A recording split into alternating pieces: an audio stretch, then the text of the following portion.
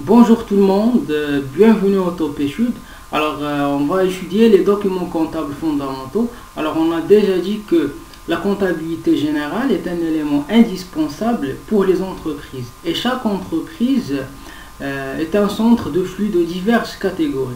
Donc, la comptabilité a pour objectif d'établir des états de synthèse qui sont au nombre de 5.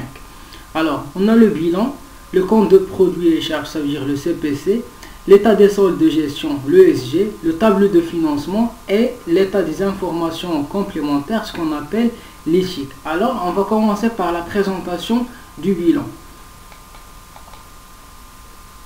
Alors, le bilan, c'est une photographie à une date donnée du patrimoine de l'entreprise. Alors, il donne une image fidèle sur la situation financière et le résultat de l'entreprise. Il se divise en deux parties.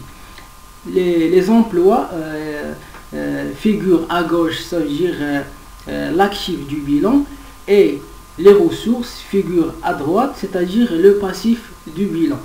Alors, les actifs sont des biens dont l'entreprise est propriétaire, que ce soit il a des matériels, des stocks, des créances et liquidités, sont les principaux actifs d'une entreprise. Alors, pour le passif, le passif regroupe les ressources externes de l'entreprise. Ces ressources proviennent des associés, capital, des banques, ça veut dire des emprunts ou bien des fournisseurs, les dettes. Alors, il faut noter que l'actif doit être en égalité avec le passif. Alors, on commence la présentation de l'actif. Alors, il y a l'actif immobilisé et l'actif circulant. Alors, l'actif immobilisé regroupe les biens destinés à servir de façon durable à l'activité de l'entreprise, que ce soit des bâtiments, matériels ou mobilier, etc. Et pour l'actif circulant, alors l'actif circulant comprend les biens destinés à changer de nature au cours de l'activité de l'entreprise. Par exemple, les stocks, les créances clients, la trésorerie en termes de banque et de caisse. Alors, pour l'actif immobilisé, alors, on a les immobilisations incorporelles, les immobilisations corporelles et les immobilisations financières. Pour les immobilisations incorporelles, ce sont des biens sans substance physique, par exemple des fonds commerciaux, logiciels, des brevets ou bien des frais de constitution, etc.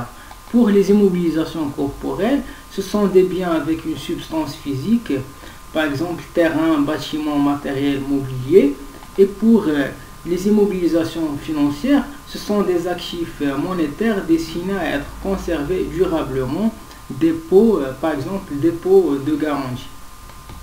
Alors, pour l'actif circulant, alors on a les stocks, les créances et la trésorerie.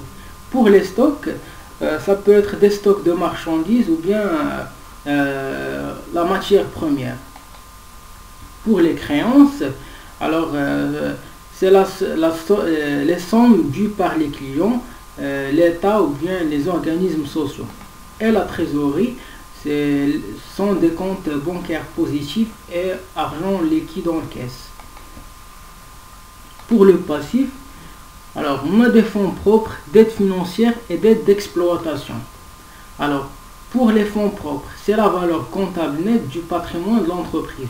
Il provient des apports des associés et des bénéfices accumulés. Pour les dettes financières, ce sont les emprunts souscrits et les découverts bancaires. Et pour les dettes d'exploitation, ce sont les sommes dues aux fournisseurs, organismes sociaux, États, etc. Alors maintenant, on va voir un exemple pour vous montrer la présentation schématique du bilan. Alors, par exemple, le 7/11/2016, Como désire créer un commerce. Pour ce faire, elle apporte un capital, ça veut dire un capital personnel. C'est un compte de passif de 500 000 déposé à la banque. Ce capital a servi à acquérir un commercial pour 180 000, acquérir un matériel de transport pour 70 000 et un lot de marchandises pour 30 000 et le reste étant sur le compte bancaire. Donc, travail à faire, présenter le bilan de l'entreprise au 7/11/2016. Alors, pour établir le bilan de l'entreprise Como, on doit d'abord savoir le solde du compte bancaire, le reste qu'on a dans la banque. Puisqu'on a déjà dit que le montant d'actifs doit être en égalité avec le montant de passifs. Donc, le calcul du solde, le calcul de solde de compte bancaire va être comme suit. Alors, le total 500 000 moins le total des actifs, c'est-à-dire le total de passifs, moins le total qu'on a dans les emplois, 180 000 plus 70 000 plus 30 000, ça va nous donner 220 000. Donc, le solde du compte bancaire est égal à 220 000. Voilà la présentation du bilan. Alors, comme vous voyez que les emplois figurent à gauche du bilan et les ressources figurent à droite du bilan, et avec les montants de chaque élément.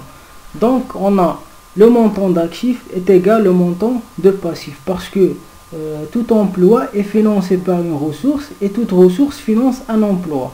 Donc, le total des ressources et le total des emplois sont toujours égaux. Alors, on s'arrête là. Alors, la prochaine vidéo du cours de la comptabilité générale, ça va être une suite de la présentation du bilan. Alors, on va traiter la place du résultat dans le bilan. Et merci.